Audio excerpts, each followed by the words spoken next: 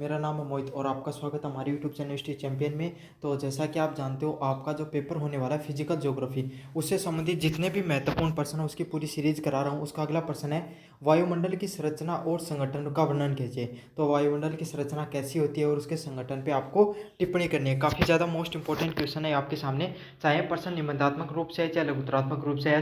आप इस प्रश्न को जरूर से कर दोगे अगर आप इस वीडियो को पूरा देखते हो। तो आपको क्या करना है, चैनल को सब्सक्राइब कर देना, वीडियो को लाइक कर देना और अपने दोस्तों को जरूर से शेयर कर देना। साथ के साथ काफ़ी बच्चों को सवाल रहता है कि सर हमारे यहाँ पर जो किताब वगैरह कुछ खरीदनी होती है कंपटीशन की, जैसे हम राजस्थान जीके की तैयारी करते हैं या फिर हम कोई प्रोडक्ट या फिर एसएससी जीडी की तैयारी करते हैं, तो यहाँ पर प्रोडक्ट वाला लिंक दे रखा है, यहाँ से जाकर आप खरीद सकते हो। तो चलो शुरू करते हैं अपने वीडियो को। वायुमंडल होता क्या है? देखो, वायुमंडल क्या होता है आप बताओ। आसपास के जो जो वातावरण में आप रहते हो, जो हवा वाला वातावरण है जिसको आप सिर्फ देख सकते हो, महसूस कर सकते हो, मतलब सिर्फ महसूस कर सकते हो, देख नहीं सकते हो, वही वायुमंडल है। तो वायुमंडल में वास्तविकता में होता क्या है, पृथ्वी के चारों ओर जो गैसों की जो परत होती हैं उसी को किस नाम से जाना जाता है? वायुमंडल के नाम से जाना जाता है। आप शब्द से चीज़ों को समझा करो, वायु प्लस मंडल, तो ऐसा मंडल जो वायु से मिलकर बना हो, समझा? तो वायु मतलब गैसों से मिलकर बना हो।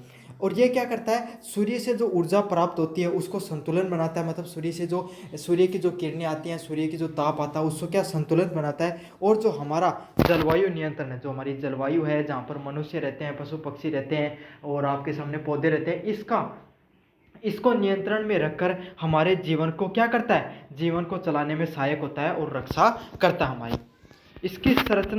इसकी जो संरचना है, जो हमारी वायुमंडल की जो संरचना है, वो इसकी क्या बनाती है, पृथ्वी के वातावरण को बहुत ही खूब हमारे जीवन जीने लायक बनाती है। अगर वायुमंडल सही से कार्य नहीं करेगा, आपको पता है, तो क्या अपन जीवन जी सकते हैं? पृथ्वी पे अपन क्यों जीवन पाते हैं? क्योंकि ऑक्सीजन मिल पाता है अपने को समान मात्रा में, जो यहाँ का तापमान है वो भी निश्चित है। अब आप चंद्रमा पे चले जाओगे, रात के समय टेम्परेचर -100 डिग्री चला जाता है, दिन में टेम्परेचर आपके सामने 70-80 डिग्री चला जाता है। तो क्या आप ऐसा वहाँ पर जी सकते हो? कभी नहीं जी सकते हो। क्यों? क्योंकि वहाँ पर वायुमंडल स्थिर नहीं है, वहाँ का तापमान स्थिर नहीं है। वहाँ की अगर वायुमंडल स्थिर नहीं है तो जलवायु भी स्थिर नहीं रह पाती है। तो पृथ्वी की यही खूबसूरती है, हमारा जो वायुमंडल है स्थिर है, इसलिए हमारा जीवन है वो जीने में सहायक होता है। वायुमंडल के संगठन बताएं, मतलब वायुमंडल का संगठन का अर्थ होता है वायुमंडल के क्या क्या चीज़ों से वायुमंडल है वो मिलकर बना होता है। तो किस किस चीज़ से बनकर बना है? सबसे ज़्यादा वायुमंडल में अगर कोई सी गैस पाई जाती है तो वो कौन सी पाई जाती है? आप सबको पता है, नाइट्रोजन गैस है वो पाई जाती है। और नाइट्रोजन गैस कितनी पाई जाती है? 78% है वो पृथ्वी पर नाइट्रोजन गैस पाई जाती है। कौन कितनी पाई जाती है? 78% है, 78% है वायुमंडल में नाइट्रोजन गैस पाई जाती है। अच्छा, इसका कार्य क्या होता है? ये पौधों के लिए बहुत ज़्यादा आवश्यक होती है। समझ में आ गया? जीव जंतुओं के लिए कुछ जो माइक्रो न्यूट्रिएंट्स होते हैं, जो हमें दिखाई नहीं देते हैं लेकिन जो पृथ्वी में बहुत ज़्यादा सहायक होते हैं, उनके लिए बहुत ज़्यादा काम में आती है। तो नाइट्रोजन है वो आपके सामने हमारे जीवन को अप्रत्यक्ष रूप से चलाने में बहुत ज़्यादा सहायक होती है।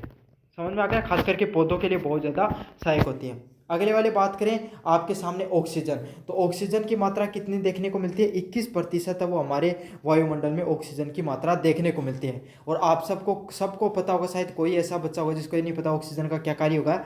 हमारे जो श्वसन करने के लिए, हमारे सांस लेने के लिए, दहन के लिए, मतलब जो अग्नि वगैरह को जलाने के लिए आपको किसका उपयोग किया जाता है? ऑक्सीजन है उसका उपयोग में लिया जाता है। तो ऑक्सीजन कितनी प्रतिशत हमारे वायुमंडल में देखने को मिलती है? 21% देखने को मिलती है। और इसका कार्य क्या होता है? ये हमारे श्वसन और दहन में इसका कार्य होता है। फिर अगली गैस आती है आर्गन गैस, 0.93% गैस है, इसका प्रयोग किया जाता है। समझ में आ गया आपको आर्गन गैस का के बारे में? कितना? 0.93 है, उसके रूप में इसको उपयोग किया जाता है। और ये दो शीशे वगैरह होते हैं, इनके बीच में जो गैस डलती है वो आर्गन वगैरह ही होती है। आपके बाद में फिर बात करें, कार्बन डाइऑक्साइड है वो 0.03% आपको देखने को मिलती है। और ये ग्रीन हाउस गैस है। मतलब देखो, एक कार्बन डाइऑक्साइड है वो पौधों के लिए, खाना बनाने के लिए, संश्लेषण, फोटोसिंथेसिस के संश्लेषण में काम आती है, उसको खाना बनाने के कार्य में आती है ना। और साथ के साथ आपको एक ग्रीन हाउस गैस के रूप में भी देखने को मिलती है। जो हमारी जो पृथ्वी है इसका तापमान नियंत्रण करने में ग्रीन हाउस गैसेस का क्या बहुत मुख्य महत्व होता है। समझना क्यों? पृथ्वी पे जो यूवी रेडिएशन है और जो विकिरण आते हैं वो पृथ्वी से आते हैं और टकराकर वापस चली जाती हैं। ये गैस उनको ट्रैप करने का कार्य करते हैं। तो पहले तो ये निश्चित मात्रा में थी, लेकिन अब जैसे ही क्या हुआ, औद्योगिक क्रांति आई, तो उसके बाद में कार्बन डाइऑक्साइड की, ये जो ग्रीन हाउस गैसेज है, इनकी मात्रा बढ़ने लग गई। इससे क्या हुआ, जो आपका ग्रीन हाउस इफेक्ट है वो देखने को मिला, पृथ्वी का तापमान लगातार बढ़ता चला गया। अन्य गैसों की बात करें जिसमें हीलियम, नियोन, आर्गन, हाइड्रोजन व जल वाष्प है, ये देखने को मिलती हैं। आप में से पता होगा हीलियम वगैरह जो गुब्बारा वगैरह में भरी जाती है। ओजोन जो होती है वो क्या करती है, यूवी रेडिएशन को हमारी पृथ्वी पर आने से रोकती है। और हाइड्रोजन और जल वाष्प है, ये भी हमारे वातावरण के सबसे मुख्य हिस्सों में होती है। समझ में आ गया? अब इसकी आपका वायुमंडल की संरचनाएं किस किस प्रकार से होती है, मतलब कितने प्रकार की इसकी परतें हैं, कितने प्रकार की इसकी संरचनाएं हैं। तो सबसे पहले इसकी जो परतों की बात करें, सबसे पहले आता है क्षोभ मंडल। क्या आता है? स्ट्रेटोस्फेयर। तो सबसे पहले क्या आता है? क्षोभ मंडल आता है। अब क्षोभ मंडल क्या होता है, हम अब आप जहां पर जो रहते हो, समझ में आ गया, वो क्षोभ मंडल ही है। ये कितना किलोमीटर होता है? ये लगभग 12 किलोमीटर तक आपको देखने को मिलता है। समझ में आ गया? इसकी एवरेज जो पोलर होते, जो इक्वेटर होता है, इक्वेटर पे सबसे इसका जो एवरेज है वो कितने किलोमीटर देखने को मिलता है आपको? लगभग 12 किलोमीटर देखने को मिलता है। यहाँ पर मौसम से संबंधित जितनी भी घटनाएं होती हैं वो सारी की सारी घटनाएं आपको यहाँ पर ही क्षोभ मंडल के अंदर ही देखने को मिलती हैं। फिर बात करें आपके सामने समताप मंडल। समताप मतलब इसका समताप क्यों बोला जाता है? क्योंकि यहाँ पर तापमान समान रहता है। और आपको पता है जो क्षोभ मंडल होता है यहाँ पर क्या रहता है, जैसे जैसे ऊंचाई बढ़ती है टेम्परेचर है वो घटता चला जाता है। और यहाँ पर क्या होता है, समताप मंडल में आपके सामने टेम्परेचर है वो बढ़ता है। और इसका इसका क्या कार्य करता है, ये 12 से 50 किलोमीटर तक होता है। और इसमें ओजोन परत होती है। तो यहाँ पर आपको ओजोन परत जो 22 से 25 किलोमीटर के बीच में आपको ओजोन परत है वो देखने को मिलती है। और ये हानिकारकों से, जो हानिकारक किरणें होती हैं उनसे बचाती हैं। जो ये आपके फाइटर जेट होते हैं ना, वो भी यहीं पर उड़ते हैं लगभग। अगले वाला मध्यम मंडल, तो 50 से 80 किलोमीटर तक देखने को मिलती हैं। और जैसा इसका नाम है मीजो, है ना, मीजो मतलब ये जो आपके सामने जो उल्का पिंड वगैरह होते हैं ना, वो यहीं पर आके जलते हैं। आपने कहते वो टूटता हुआ तारा आपने बचपन में देखा होगा, तो वो टूटते हुए तारे कहाँ पर टूटते हैं, तो वो आपके सामने वो मध्यम मंडल में आकर टूट जाते हैं। मतलब क्या होता है, बाहर से कोई उल्का का पिंड आ रहा है, कोई पत्थर का टुकड़ा आ रहा है, वो क्या ऊपर से आएगा तो इतना घर्षण हो जाता है वहाँ पर आकर उसमें अग्नि लग जाती है मध्यम मंडल के अंदर।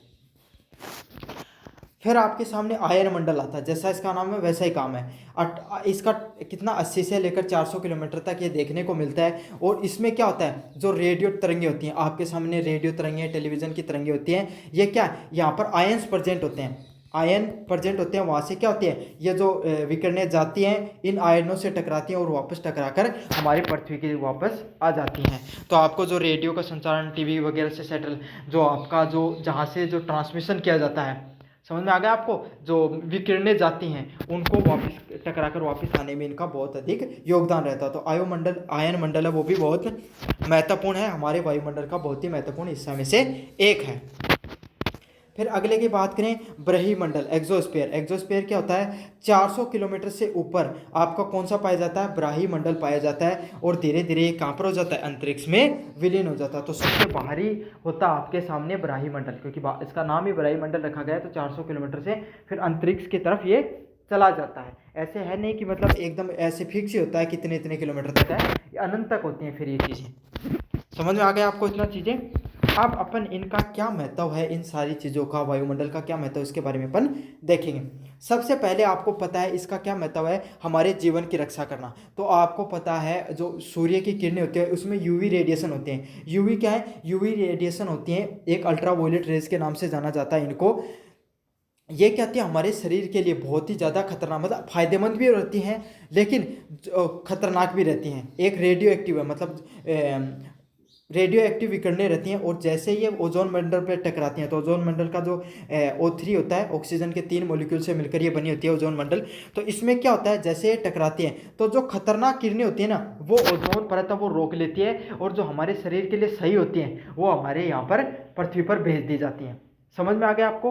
अब क्या होता है, अगर ये ओजोन परत नहीं होती तो ये सारी की सारी विकिरणें हमारी पृथ्वी पर आती, तो ना पेड़ पौधे रह पाते ना इंसान रह पाते। अब क्या, आपने सुना होगा कि ओजोन परत में छेद हो रहा, तो उसका क्या नुकसान होता है, अंटार्कटिका पे देखा गया था वो, इससे क्या होता है, जो डायरेक्ट अगर यूवी रेडिएशन हमारे अगर मनुष्य के संपर्क में आती है तो आपको त्वचा का कैंसर भी हो सकता है। अगले वाला पॉइंट है मौसम और जलवायु का निर्धारण। तो इससे क्या होता है, आपको पता है भाई जो वायुमंडल से ही सारी मौसमी घटनाएं हैं वो देखने को मिलती हैं। तो मौसम और आपको जलवायु है कोई भी जगह की, वो किस चीज़ से निर्धारित होती है, आपकी वायुमंडल के द्वारा ही निर्धारित होती है। दूसरा आयन मंडल है, वहाँ पर आपको पता है रेडियो और जो संचार होता है, टेलीकम्युनिकेशन जितना भी देखने को मिलता है उसका सारा का सारा क्या होता है, संचार है वो कहाँ से होता है, आपका आयन मंडल से ही देखने को मिलता है। अगले वाला पॉइंट है जल चक्कर और वर्षा की प्रक्रिया में सहायक। तो ये किस चीज़ में सहायक होती है, आपको जल चक्कर में और वर्षा में। तो बारिश है उसको करवाने में सहायक होती है, साथ के साथ ये क्या करती है भाई, आपको पता है वर्षा हो गई फिर पानी पृथ्वी में चला गया, सूर्य की किरणें लगी तो वो वापस वाष्पीकरण होके जो आपका सामने आसमान में चला गया, मतलब और फिर से क्या, फिर से जो बारिश वर्षा होती है बादलों के द्वारा। तो ये जो जल चक्कर की प्रक्रिया चलती है और वर्षा की प्रक्रिया चलती है, जो इंसानों के लिए जल इतना महत्वपूर्ण है, उसको पूरा करने में वायुमंडल का बहुत बड़ा योगदान रहता है। तो यही है, जल चक्कर को पूरा करने में भी इनका बहुत बड़ा योगदान है।